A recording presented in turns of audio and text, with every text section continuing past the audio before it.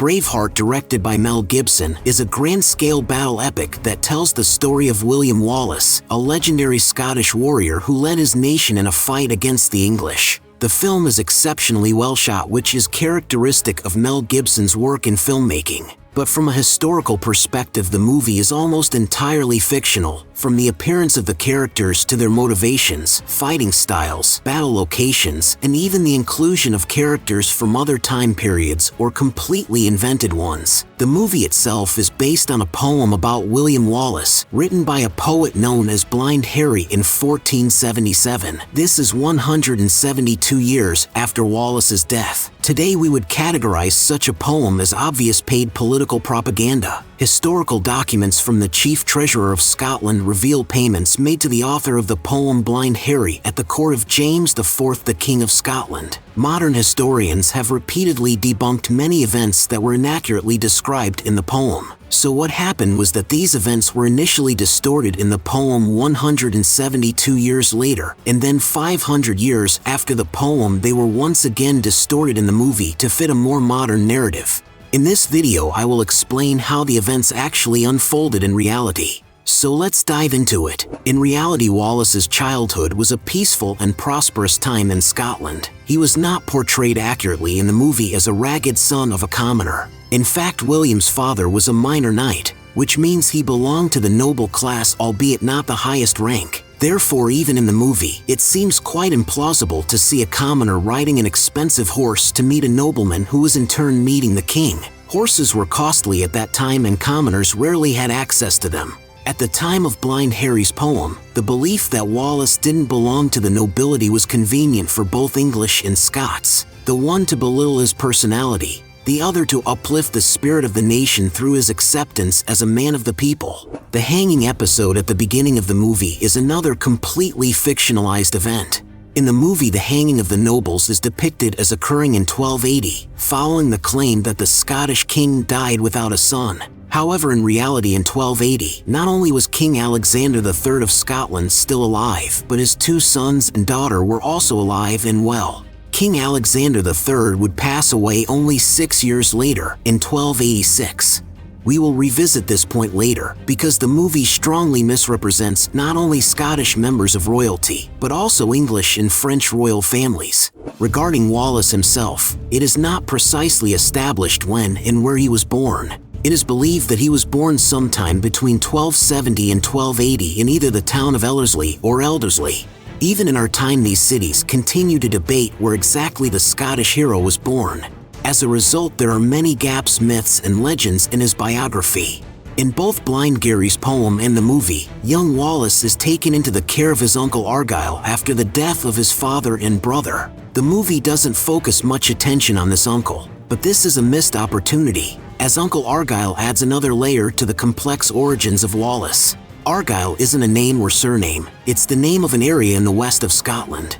This immediately raises the possibility that Uncle Argyll could have belonged to the ruling family in that region, the Campbells, who were the most noble family in all of Scotland. After the funeral, William asks his Uncle Argyll about the people playing the bagpipes. His uncle explains, saying goodbye in their own way, playing outlawed tunes on outlawed pipes. However, it's worth noting that the bagpipes shown in the movie are actually from the 18th century. But this is likely just a prop mistake, a minor error in the film.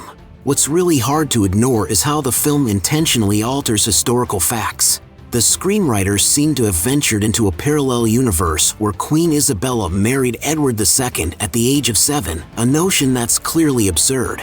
In reality, Isabella of France arrived in England only in 1306, long after the events depicted in the movie had concluded, and Wallace had been executed. Furthermore, the movie subtly hints to the viewer that Edward II, the son of Edward Longshanks, was homosexual, and it continues to drop references to this throughout. However, in actual history, knowledge of the heir to the throne's alleged same-sex relationships primarily comes from the accusations made by his wife Isabella, who later participated in his murder. To justify their actions, the conspirators accused the heir of sodomy, leading to the gruesome method of his execution. They inserted a funnel into his anus and poured red-hot silver into it.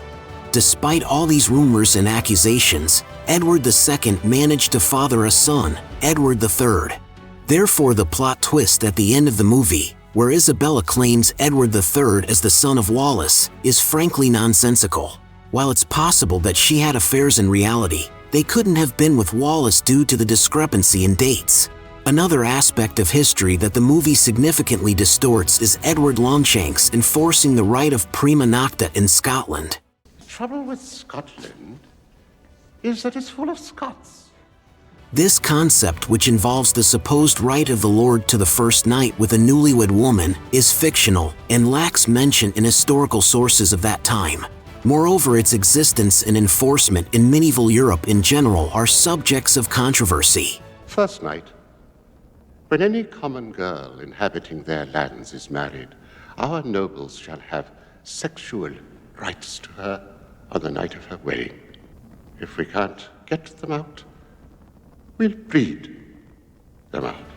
The movie's portrayal of King Edward's plan to defeat Scotland through this practice seems implausible. If these children were to be raised by Scottish women, the effectiveness of such a strategy becomes questionable. The entire topic of prima nocta appears somewhat ridiculous in this context.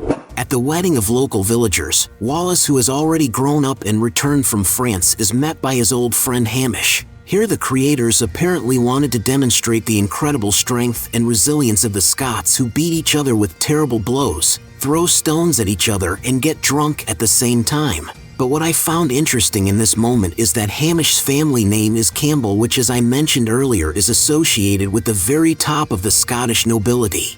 However, in the movie, Campbell is also portrayed as a ragged commoner. Here you go, son.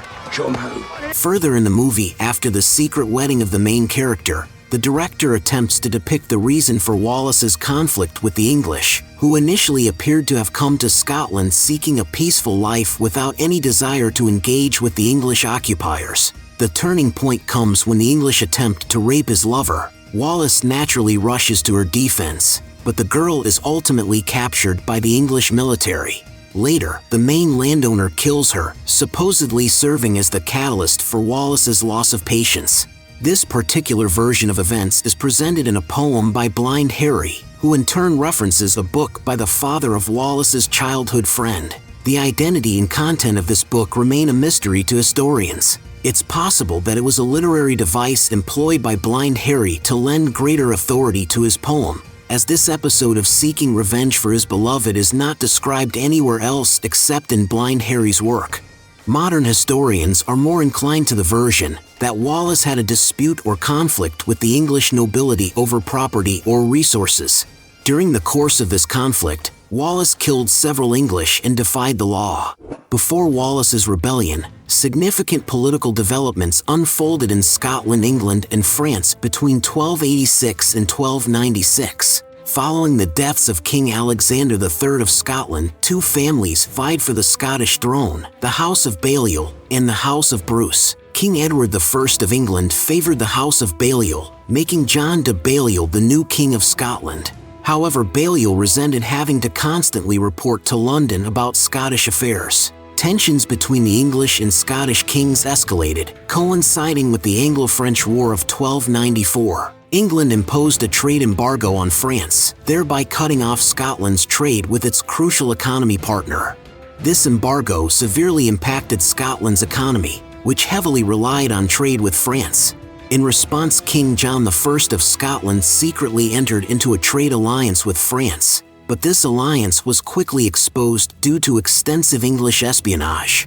Edward Longshanks, King of England, considered this alliance a betrayal. He sent an offer to the House of Bruce that could not be refused. Edward Longshanks, supported by the Bruces, led his troops into Scotland. In the Battle of Dunbar in 1296, John Balliol was captured and imprisoned in the Tower of London. However, after the Pope's intervention, he was released and sent to France. So the Balliol could not appear in the movie, because at that time Balliol family had been banished from the islands. It's essential to note that when John de Balliol was dethroned, it was expected that the nobility would suffer financial losses, potentially leading to a rebellion. Wallace wasn't the only one who rebelled. So the ordinary poor people who were given 30 seconds of screen time to speak out are the only ones telling the truth. I didn't come here to fight so they could own more lands. Did I have to work for them? Nor me. From the uprisings in Scotland, we are shifting our focus to London, where secret negotiations involving French women are taking place. Curiously, when they converse in French, nobody seems to comprehend their discussions. However, it's worth noting that Edward Longshanks himself spoke English poorly and consistently communicated in French. If we delve deeper into history, we find that his entire dynasty hailed from Anjou, a region in France. So the point of having secret conversations in a language that everyone at court knows remains unclear. Meanwhile, the movie takes us to the history of the Bruces, where for some reason unknown to me, Robert is called the 17th Bruce, although in all chronicles he is mentioned as the 7th Robert the Bruce. You're the 17th Robert Bruce.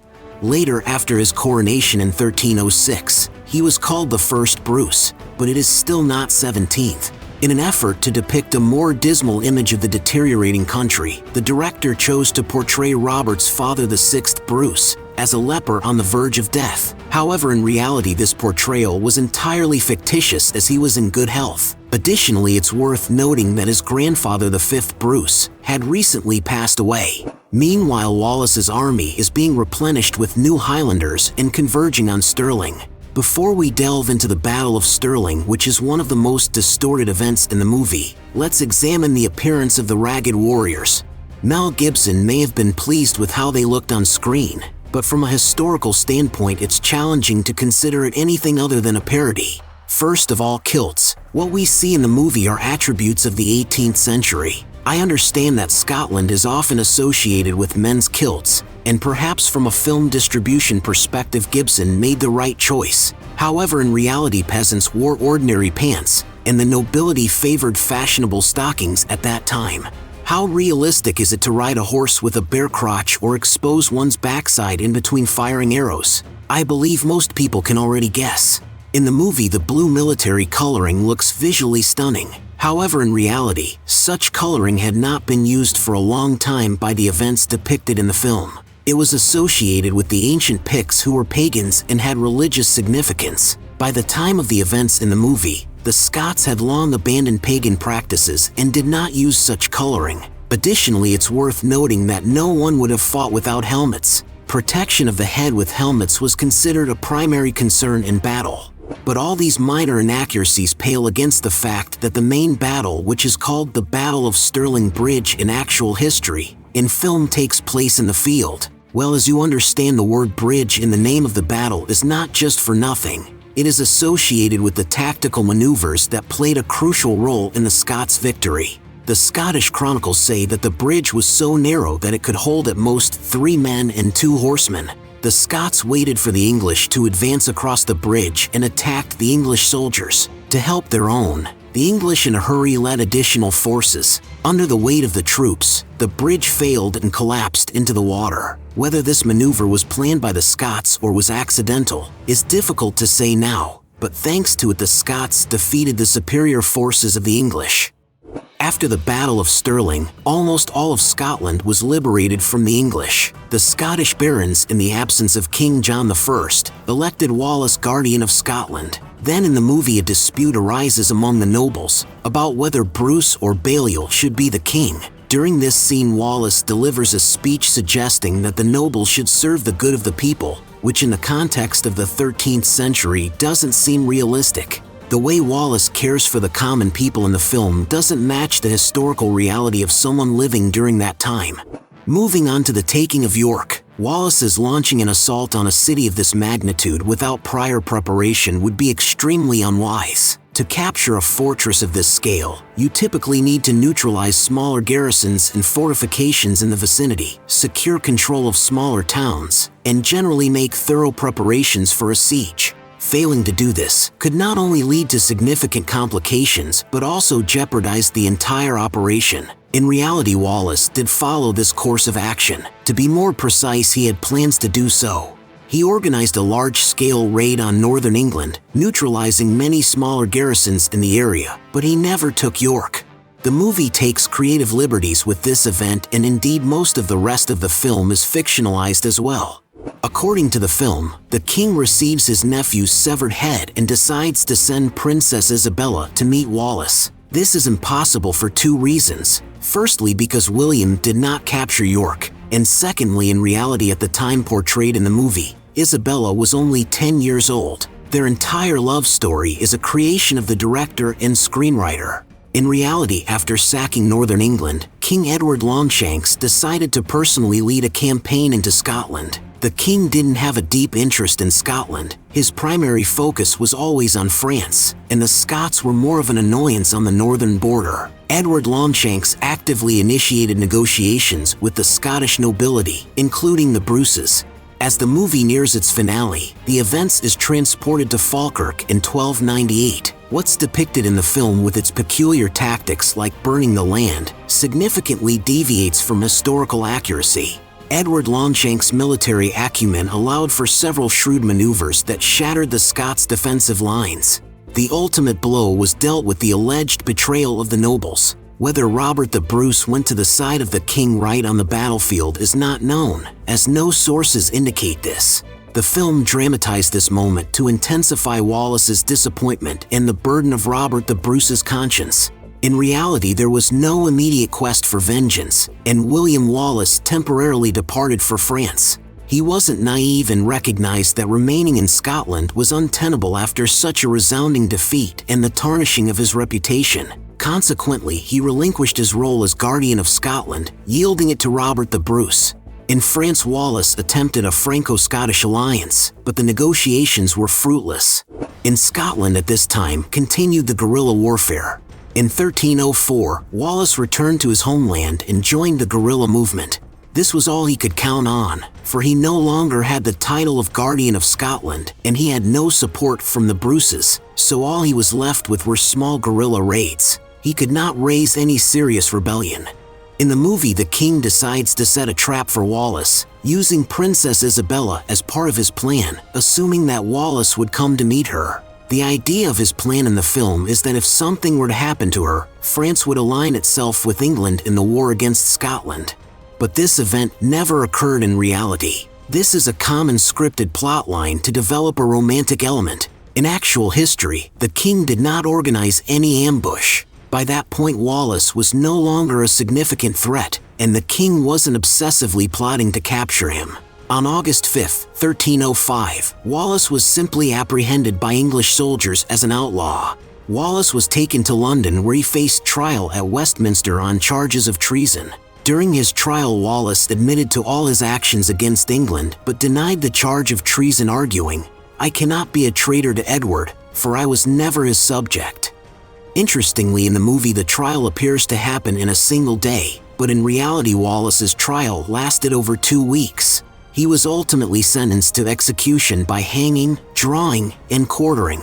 The movie depicts Wallace's execution as quite brutal, but if it had included all the gruesome details of what the executioner did to William, it might not have been suitable for theaters. In reality, during the Middle Ages, customs were indeed harsh. Following his execution, Wallace's body was decapitated and his parts were displayed prominently, with his head hung on the Great Bridge of London and other body parts exhibited in major Scottish cities. At the end of the movie, we hear a monologue from Robert the Bruce, who is about to swear allegiance to the English crown but changes his mind after being inspired by Wallace's actions, ultimately leading him to battle against the English. In truth, Robert did initiate the rebellion, but his motivation was more self-centered. He didn't immediately rebel but waited until after the death of King Edward I.